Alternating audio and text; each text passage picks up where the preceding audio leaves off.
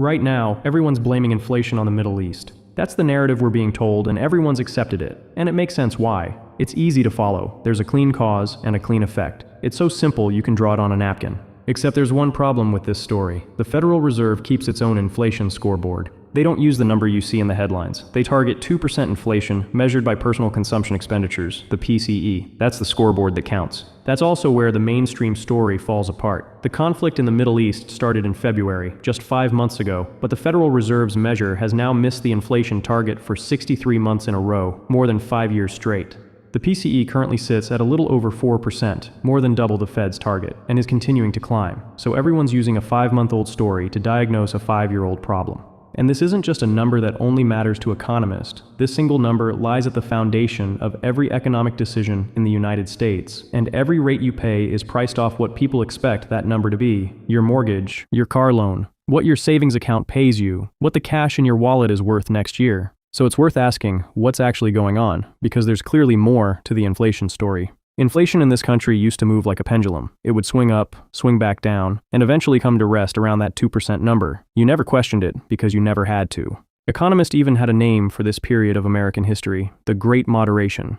From 1985 to 2007, growth was steady, inflation was low, and the whole economy looked like it regulated itself. Except it didn't. There was no invisible hand. There was a real one. Someone standing beside the pendulum, giving it a firm push back toward the middle every single time it swung too far. Done so reliably for so long that everyone forgot the pendulum was being pushed at all. That's what the last 5 years are actually about. The thing doing the pushing is now the one in trouble. But before we get there, we need to look closer at that 2% number itself. For a number the entire financial system is anchored to, you'd assume it fell out of some impossibly complex math equation, or it was carved in stone and passed down generations. Well, neither. Somebody chose it.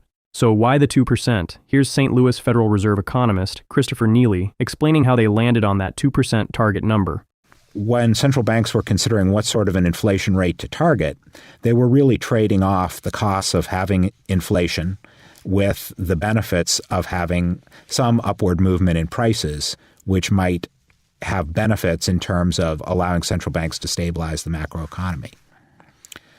So 2% was kind of a happy medium. So, while the target number itself may have come from an arbitrary decision, there's still reasoning behind it. But why not go lower? Why not go to zero? That's the obvious question. If inflation's the thing quietly making everything more expensive, why aim for any of it at all? Because while on paper, a 0% inflation rate sounds great, in reality, it's not. When a recession hits, the Fed's main move is to cut interest rates. In a world with zero inflation, rates already sit near the floor. So the second a real economic downturn arrives, the Fed gets one cut, maybe two, and then slams into zero, structurally trapped and out of road. That's how an ordinary recession can spiral into a decade-long depression. But you can't aim too high either. Push it to 4% and prices double every 18 years. Businesses can't forecast their cost, and nobody can price a long-term contract without guessing. So 2% is that Goldilocks number, high enough to keep a cushion between the economy and catastrophe, low enough that you barely notice it on an ordinary Tuesday. But actually hitting that number, year after year, is close to impossible. It takes a balancing act so unforgiving, it would make Evel Knievel sweat. And for the last few decades, the Fed made this balancing act look effortless. We're just now finding out how easy it was, now that things have changed. But before I get into that, a quick pause. Because we've been talking about the big picture trends shaping the economy, but let's take a look at something much closer to home: your cell phone carrier. For most traditional carriers, your data is the real business, and your data usually ends up in one of two places, either packaged up and sold to the highest bidder or exposed in a data breach. Which brings us to today's sponsor, Cape.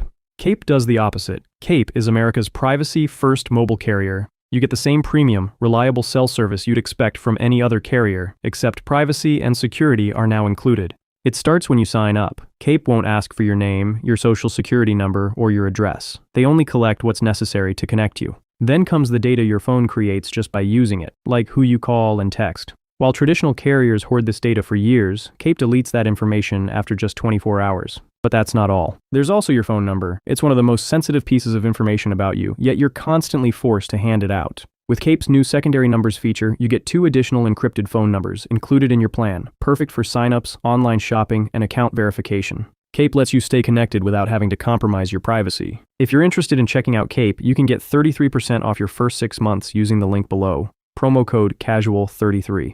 Thank you to Cape for sponsoring this video. Now back to the Federal Reserve's world-class balancing act. For the last few decades, we managed to control inflation. The walk towards the 2% target looked effortless, but it only looked effortless because the tightrope was 6 inches off the ground. And the only reason we know that is because we've seen what the same walk looks like 60 feet up. But I'm trying to be a more positive guy these days, so before I show you the ugly, let me show you the good part. Back when the Fed still had room to work with. Let's rewind to the late 70s. Inflation wasn't drifting anymore, it was sprinting. It peaked at over 13.5%. At that pace, prices double in about 9 years. The dollar in your pocket was rotting while you held it, and every single person could feel it happening. So who do you call when inflation is out of control? No, not Ghostbusters. You call 6'7", cigar-smoking Paul Volcker, the kind of man who looks like he eats recessions for breakfast.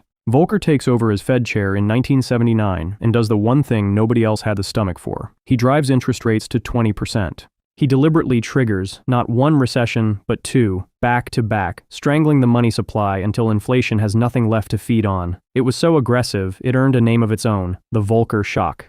And it worked. Inflation went from over 13.5% down to bottoming out under 2% in the late 80s. So take a look at the timeline.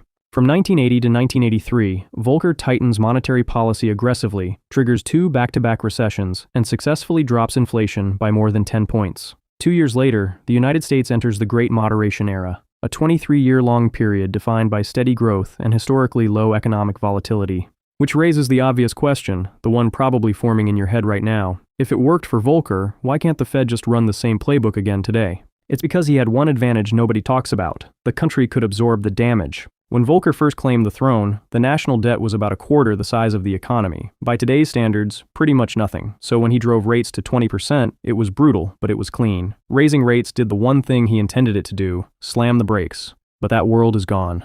The national debt is now sitting around 100% of GDP, a one-to-one match with the entire economy. The last time it was this high was the Second World War, but the number is only half of it. The other half is what the number does. When the Fed raises rates now, it presses down in two places at once. The first is the brakes. Higher rates, price your loans, less borrowing, and a slower economy. Simple. The second is hidden underneath and quietly emerges by accident. Higher rates also mean the government pays more interest on what it already owes, and that bill is not small. Net interest is running around $1 trillion a year, more than the entire military budget. In 2021, interest ate about 9% of every dollar the federal government collected. This year, it's 19%. But those interest payments don't just vanish from the economy. It lands in the hands of the pension funds, banks, foreign governments, and other investors who lent the US government money in the first place. So every time the Fed raises rates to cool the economy down, it also raises the size of the check that gets written and paid out, which then gets spent, lended out, or rolled into the next bond at the new higher rate. Which basically means the same move that's supposed to pull money out of the economy starts quietly sending it back in. So one foot presses the brake, the other one quietly presses the gas. And the heavier the debt, the harder that second foot pushes. At 25% of GDP, you barely feel it. At 100%, both pedals are floored and the brake is wired to the accelerator. Two economists saw this danger coming in 1981. Thomas Sargent and Neil Wallace predicted it in one of the most influential macroeconomic papers of the last 50 years. While the title doesn't exactly scream page-turner, and it's not exactly the easiest read, in fact, I'd probably rather watch paint dry than read through it a second time, the stuff inside it is very interesting. They warn that if the government never runs a surplus, the central bank can't make the debt smaller. All it gets to decide is what form the debt takes, bonds or cash. Those are the two options. So when the Fed fights inflation, it's squeezing the cash side, which means the bond side has to grow to make up the difference. And bonds pay interest, so the longer the Fed holds the line, the faster that pile of debt compounds. So the tightening that brings inflation down today is the same thing that forces somebody to print later, meaning the Fed isn't actually addressing the root of the problem. They're not actually fighting the inflation, they're just postponing it. And if you think this is just some doomer theory from 1981 with no bearing on today, well, guess what? A few weeks ago, the new Fed chair Kevin Warsh launched 5 new task forces to tackle different economic problems. One of them is an inflation frameworks task force to reassess how the Fed measures, understands, and responds to structural drivers of inflation. 3 people were picked to lead this team. One of them is Thomas Sargent. The man who co-wrote the paper from 45 years ago is now being asked by the Fed to lead a team tackling the inflation issues. So inflation is clearly a concern for the Federal Reserve, but when you step outside and look around, it's quiet. Gas got cheaper last month. The headline said cooling. You might even think this whole thing already sorted itself out. But the thing people forget is the ground is always the last thing to shake. By the time you feel an earthquake under your feet, the fault line slipped a while ago and the impact's already on its way to you. The inflation numbers you see in the headlines are that ground. They move last. Housing is the clearest example. It's more than 35% of the entire basket the headline number is built on, and it's the slowest moving piece in it because rents lock in for a year and reset in steps. So a big chunk of today's reading is measuring pressure that was released months ago. When the headlines say everything's calm, it's telling you the ground held yesterday. Waiting on the inflation number means finding out last. You need to work backwards to get to the truth. When you strip everything away, inflation is one thing, price is going up, but a price only goes up if somebody actually pays the higher one, and nobody pays more without having more to pay with. So the money moves first, every time, and there's a number that measures exactly that. It's called M2. It's one of the main ways economists measure how much money is sloshing around the system. Think of it as all the cash within arm's reach of the economy. After 2020, the line goes pretty much vertical. The M2 money supply is currently growing at over 5.5% a year, the fastest pace since July 2022. But money doesn't reappear on its own. Somebody has to put it there. So if inflation's the enemy, who exactly is quietly pumping fresh dollars back into the system? The answer is the Federal Reserve. To see how, you need to understand the least understood tool the Fed owns. Forget interest rates for a second. There's a second lever. This one's hidden in the back of Jerome Powell's closet, and it only comes out in case of an emergency. It's a literal money printer. When the economy's dying, like in 2020, the Fed creates money out of thin air and uses it to buy bonds, pushing that new money into the system to keep it alive. That flood of new money is called quantitative easing, and in the pandemic, they ran it harder than at any point in history. The Fed's balance sheet went from around $4 trillion to nearly $9 trillion in about 2 years, leading to inflation spiking to over 9% in June 2022. But when inflation caught fire, the Fed was forced to do something they've only done twice in its more than 100-year history. They ran the money printer in reverse. Instead of creating money to buy bonds, the Fed let the bonds it already held expire and didn't replace them. Every month, a little less money in the system than the month before. This policy is called quantitative tightening, and it started in June of 2022. Over the next 3.5 years, the Fed took more than $2.2 trillion off its balance sheet. It worked well enough that the money supply itself contracted, which sounds minor, but it's not. The last time the amount of money in the American economy meaningfully shrank was the Great Depression. But you also can't tighten forever. The United States financial system needs a certain amount of cash just sitting in it to function day to day, and if you drain past that line, things start breaking. So on December 1st of last year, the Fed announced quantitative tightening was over. They'd successfully taken out about half of the more than $5 trillion that was injected in the financial system during the pandemic. But then Jerome Powell snuck back out of the closet and turned the engine back on. 11 days later, on December 12th, the Fed started buying bonds again, around $40 billion a month. The balance sheet it spent 3.5 years draining is now refilling. So all this leaves us with a country running two very different stories at the same time. The first one shows up in the monthly reports, the headline numbers. That's the story everybody argues about, and you get a new story every 30 days. The second runs underneath all of it, the structural stuff. The Congressional Budget Office now estimates the deficit for this fiscal year will reach $1.4 trillion. That's 5.8% of the entire economy, and far above the previous 50-year average of 3.8%. The total national debt is closing in on $40 trillion, and the interest we pay on that debt is now over $1 trillion a year. In 2021, interest ate about 9 cents out of every dollar the federal government collected. This year, it's 19. It more than doubled in 5 years. Interest is now the third largest line in the entire federal budget. We spend more on it than we spend on the entire military. The debt snowball is playing out exactly as Thomas Sargent and Neil Wallace warned. So how do we actually fix this mess? The best answer I've seen comes from the golden boy of the finance world, Warren Buffett. He was asked how he would deal with the deficit. Here's what he said. I get the deficit in 5 minutes. How? You just pass a law that says that anytime there's a deficit of more than 3% of GDP, all sitting members of Congress are ineligible for re-election. Yeah. Now you've got the incentives in the right place, right?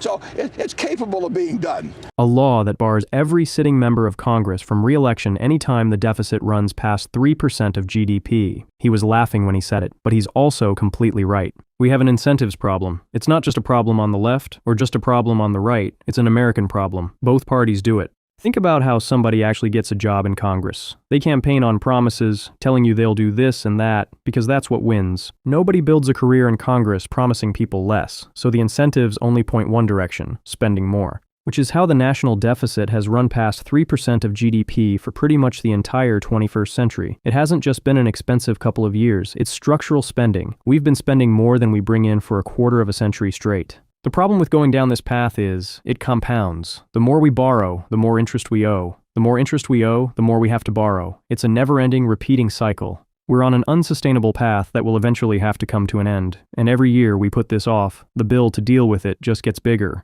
I'm curious to hear where other people land on this. Is this something we need to deal with now, or are people crashing out over nothing? Drop a comment and let me know. I'll be reading through them. Maybe Buffett's plan is too extreme, or maybe it isn't extreme enough. We can argue about the right solution all day, but what we can't argue about is that this doesn't fix itself. Something eventually has to change.